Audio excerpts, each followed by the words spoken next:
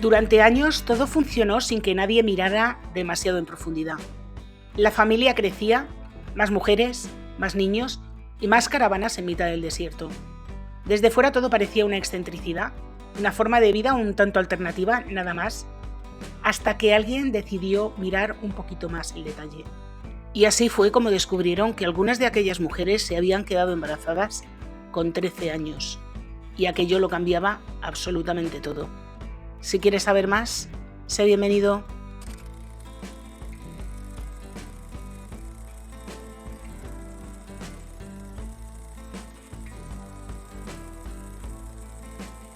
Hola a todos, yo soy Julia y hoy os traigo un caso que sucedió a finales de los años 90 en el estado de Utah, en Estados Unidos, concretamente a las afueras de Salt Lake City.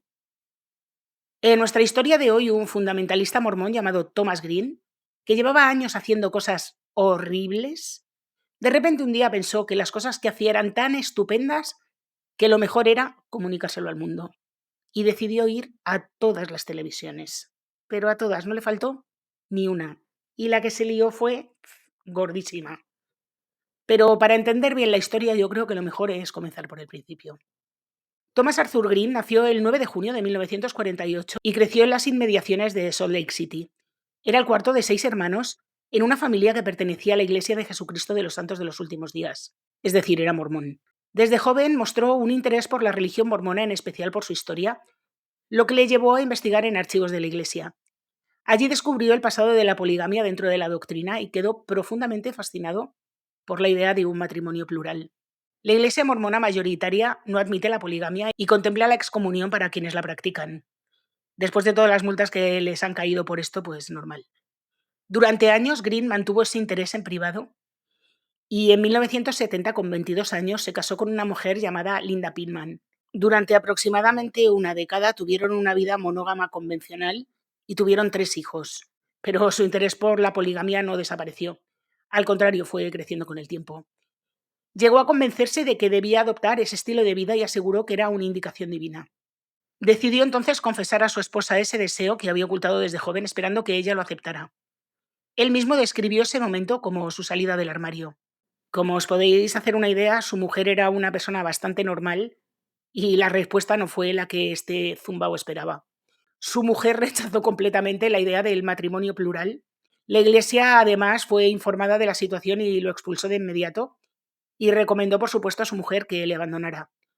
Y ella, que era una mujer bastante devota, eso hizo y además se llevó a sus 3 hijos. Y hizo muy bien porque ya veréis lo que pasa a continuación y diréis, madre mía, esta mujer, qué bien hizo.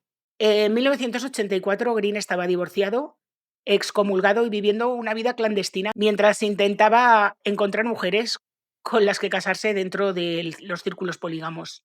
Así entró en contacto con grupos fundamentalistas que vivían aislados en Utah, comunidades que trataban de mantener su modo de vida en secreto. Uno de los nombres clave en este entorno fue Ross Wesley LeBaron, que este tiene una historia también tela, pero yo creo que esta historia es más para tinta roja que para este canal. Tengo que hacerla, pero ya me plantearé a ver en qué canal os la cuento. Pero así, para poneros en situación, LeBaron defendía teorías extremas sobre la pureza de sangre y llegó a justificar el incesto como mandato divino, otro con el mandato divino. Eso lo justifica todo para esta gente. Bueno, para esta gente y para otra, pero en fin.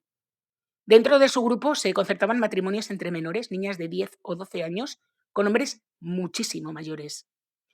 Además, este LeBaron fue acusado de abusos sistemáticos y de haber tenido hijos con una de sus propias hijas.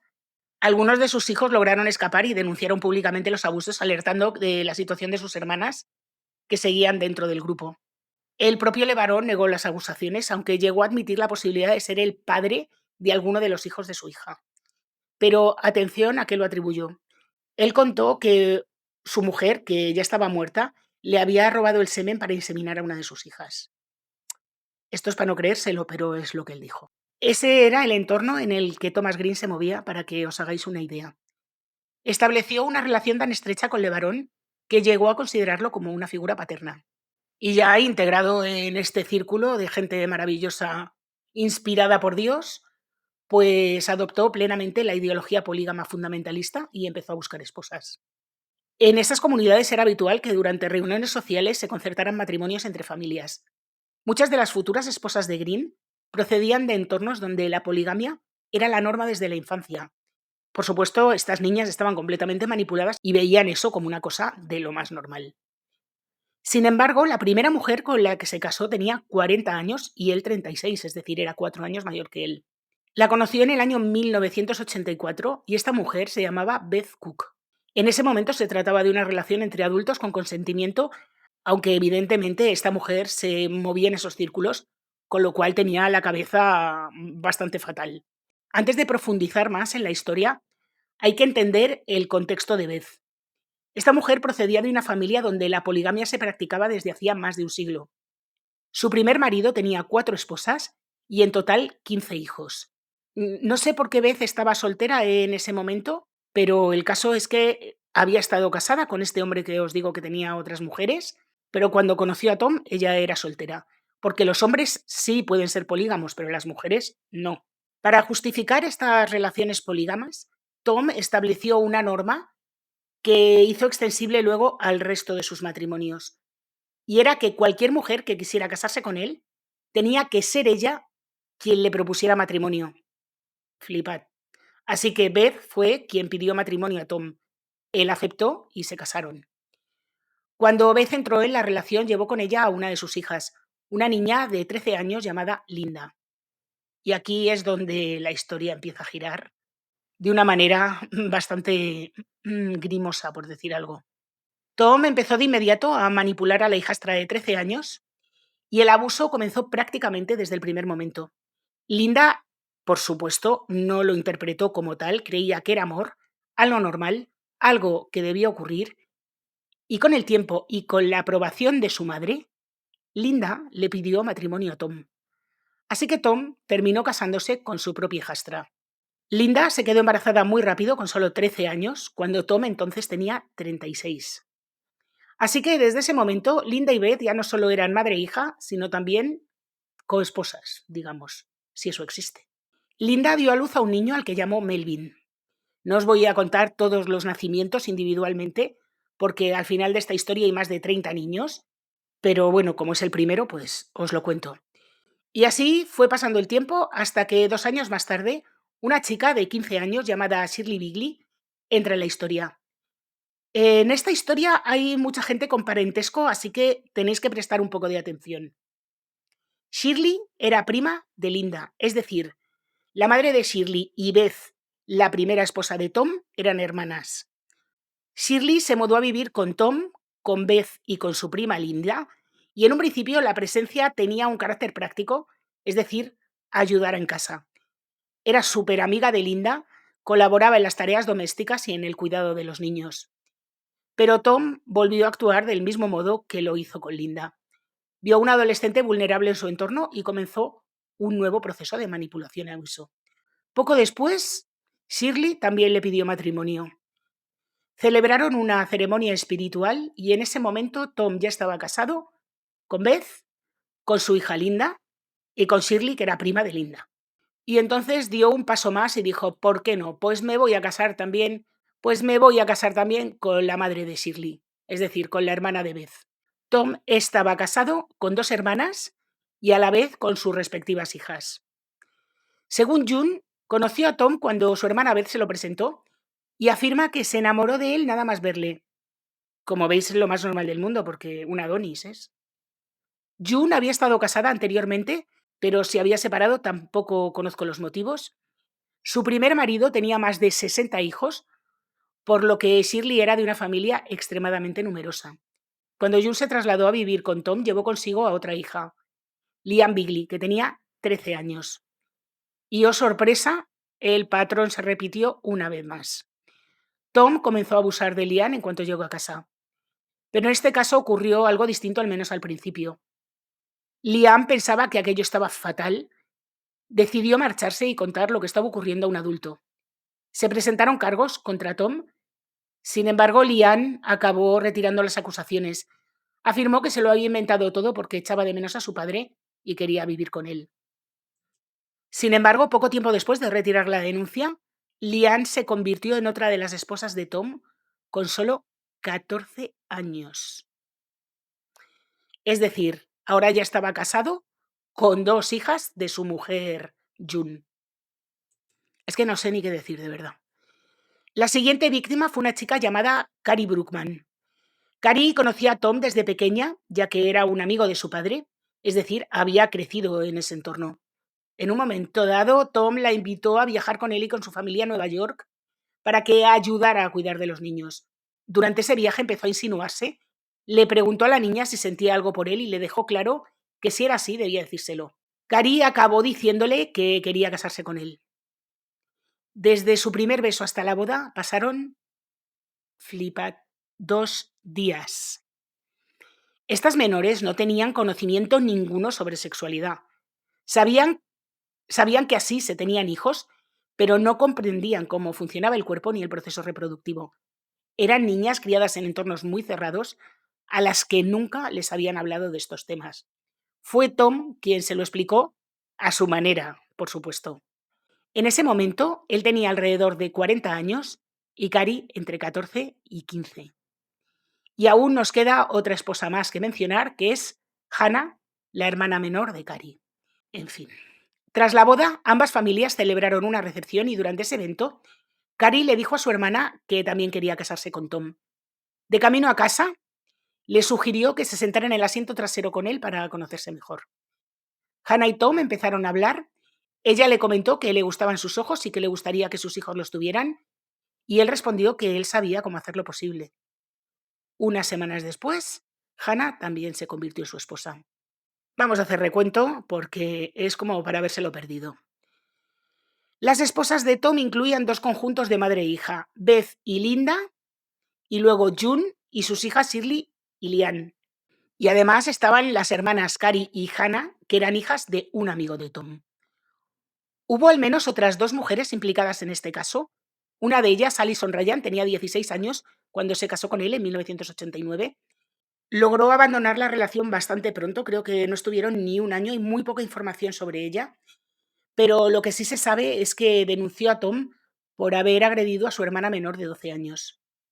Beth, la primera esposa que le pidió matrimonio a Tom, también se fue de la familia en algún momento, aunque tampoco se explica por qué.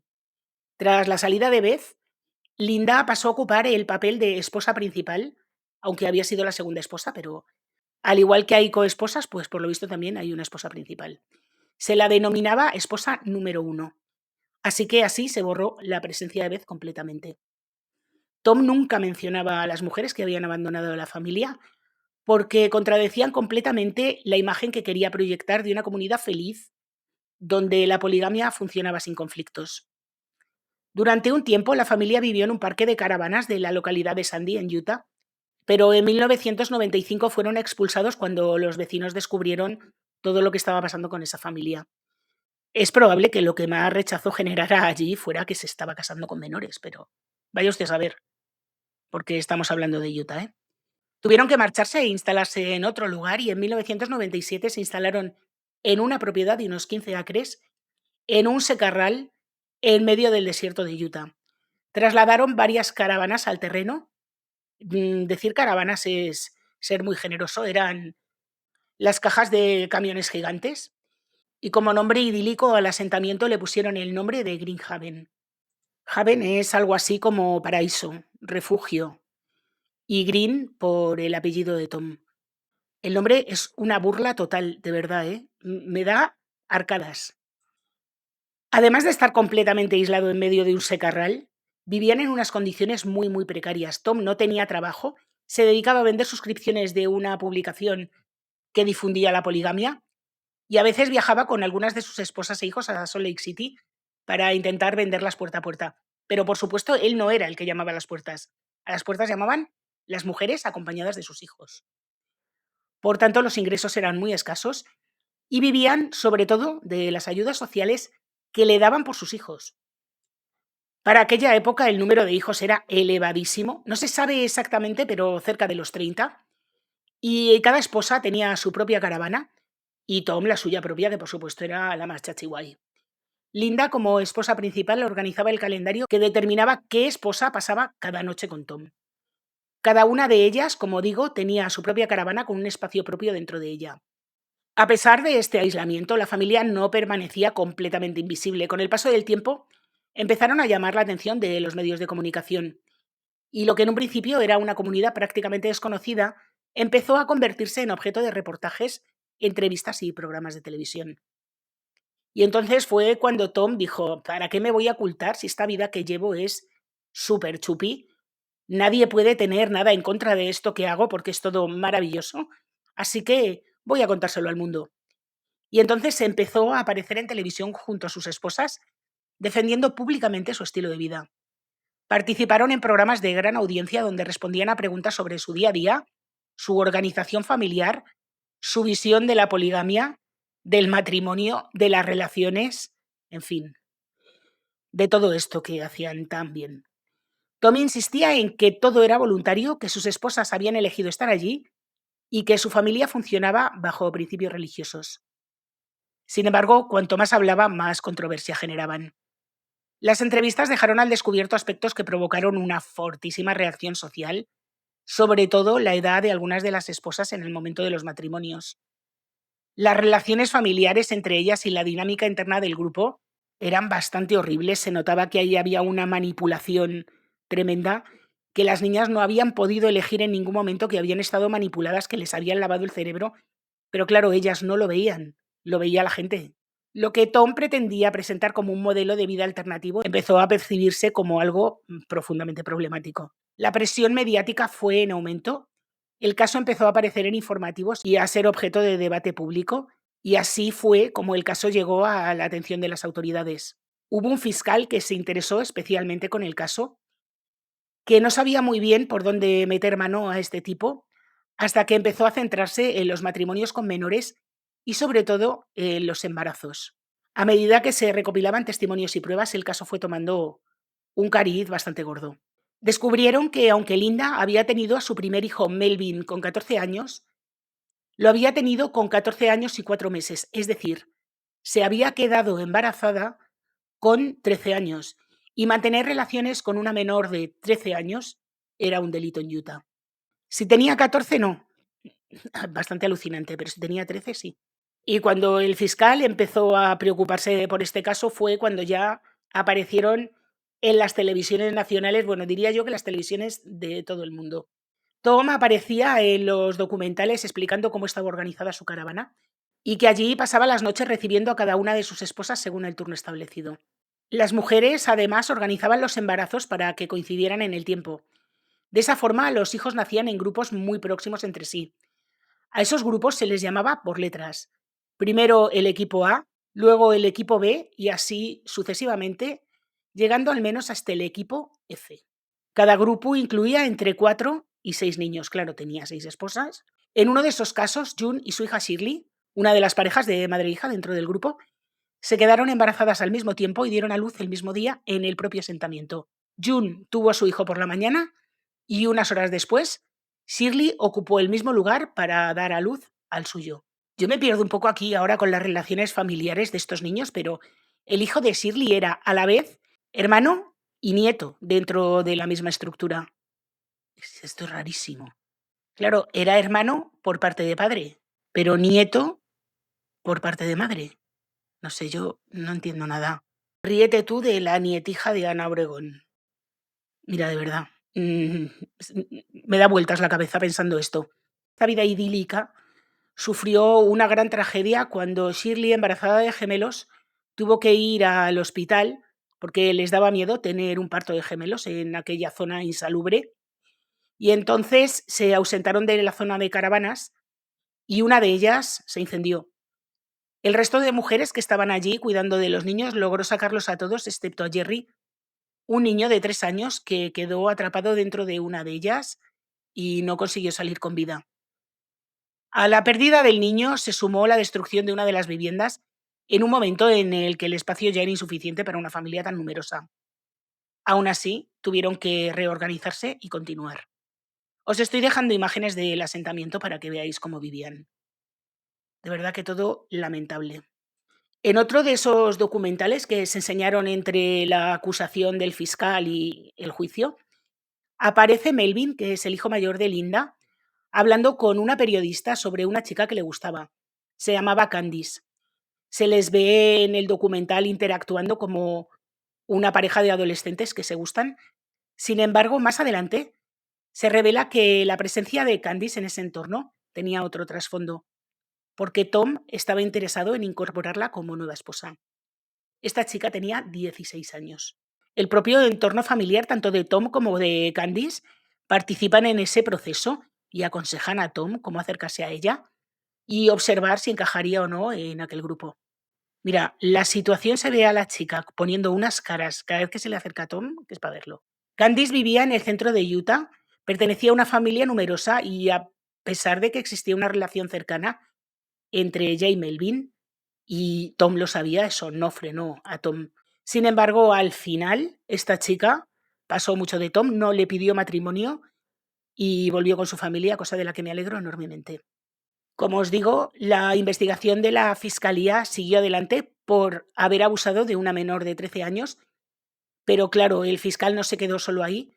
También acusó a Tom de bigamia y también de no poder pagar la manutención de sus hijos, a pesar de haber tenido más de 20. En mayo de 2021, y así fue como llegaron a juicio, sin ninguna defensa, aunque él argumentó absolutamente de todo.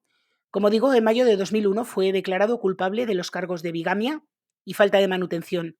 Fue condenado a 5 años de prisión y a devolver $78.000 al Estado por las ayudas sociales que había recibido su familia. Al año siguiente se formalizaron los cargos relacionados con abuso de menores, lo que supuso una nueva condena de 5 años. A mí me parecen unas penas bajísimas para todo lo que hizo este hombre. Alison, una de las esposas que había abandonado la familia años antes, esta que os digo que estuvo solo un año y que se fue porque había intentado abusar de su hermana de 12 años. Bueno, pues Alison acudió a la vista junto a su hermana y declaró sentirse aliviada por la condena y criticó la actitud de Tom durante todo el proceso judicial. Su hermana expresó que, en su opinión, Tom utilizaba la poligamia como justificación para encubrir conductas delictivas. A mí me parece que esta chica tiene toda la razón. Antes de ingresar en prisión, Tom y sus esposas intentaron tener más hijos porque su intención era ampliar aún más la familia. De hecho, varios niños nacieron poco después de su encarcelamiento. Finalmente, Tom cumplió alrededor de 6 años y salió en libertad condicional en 2007. O sea, si 11 años me parecía poco, salir después de 6, pues me parece una tomadura de pelo, pero en fin. Para entonces, Lian ya se había marchado con sus 5 hijos y había solicitado una orden de alejamiento contra él. Resulta bastante significativo, ya que en algunas entrevistas anteriores había sido una de las personas que defendía con más firmeza tanto a Tom como ese estilo de vida. Aún así, consiguió salir de ese entorno putrefacto junto a sus hijos. Poco después de la salida de Tom de prisión, uno de sus hijos, William Grimm, fue detenido por agresiones a una menor de 13 años a la que había conocido a través de Internet. A ver, no es que vaya a justificar a este chico, pero es lo que él había vivido toda su vida. Es lo que él conocía, es lo que pensaba que estaba bien. Que no lo voy a justificar, que está mal, pero madre mía, también vivir así. Tras recuperar la libertad, Tom se presentó dentro de ciertos círculos fundamentalistas como una figura de referencia, alguien que había sido castigado por sus creencias, no por abusar de menores, no, por sus creencias. Se vinculó con grupos como el conocido The Kingston Group, también llamado The Order, otra comunidad fundamentalista que mantiene prácticas similares, incluyendo matrimonios concertados a edades tempranas. Afortunadamente para la humanidad, Tom Green falleció el 28 de enero de 2021 por complicaciones respiratorias derivadas del COVID. Probablemente este hombre no se hubiera vacunado de COVID y por eso falleció. No hay demasiada información posterior a la muerte de Tom sobre su familia, pero sí se sabe que en ese momento solo le quedaban 3 esposas: Linda, Shirley y Carrie.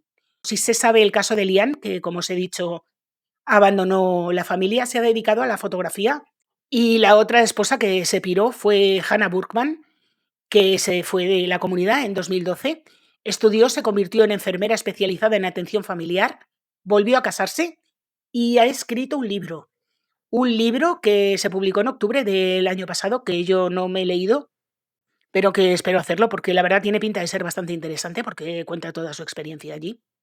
Y si os fijáis en la portada, está totalmente cambiada, es que no parece ni ella. Y yo que me alegro un montón. Y bueno, Con este dato se acaba nuestro caso de hoy, un caso bastante espeluznante. Me parece que tuvo muy poco castigo, también me parece que si este hombre no hubiera vivido en Utah, le habrían mandado a la cárcel y por mucho más tiempo, bastante antes, pero ya sabemos cómo funcionan las cosas en Utah. Y bueno, y si no lo sabéis, en algún momento os haré algún vídeo sobre la historia de los mormones. Lo que pasa que es que la historia de los mormones es muy larga. No me daría solo para un vídeo, no quiero dividirlo en 3 o 4 partes y no sé, me estoy pensando cómo hacerlo, pero es que hasta la propia historia de la creación de la iglesia mormona tiene tela. Pero bueno, todo esto lo dejo para futuros vídeos. Este acaba aquí, por favor, decidme todo lo que penséis sobre el caso, que yo creo que es un caso que tiene mucha amiga, que se pueden comentar muchísimas cosas. Estoy completamente a favor de que cada uno diga lo que quiera, así que por favor comentadme con total libertad. Como digo, hasta aquí el caso de hoy. Si os ha gustado, por favor, dejarme un like, activar la campanita, comentar, compartir, suscribiros si no lo estáis. Recordad que tengo otro canal, Tinta Roja, donde subo vídeo todos los viernes y en este subo vídeo todos los martes. Así que hasta la semana que viene.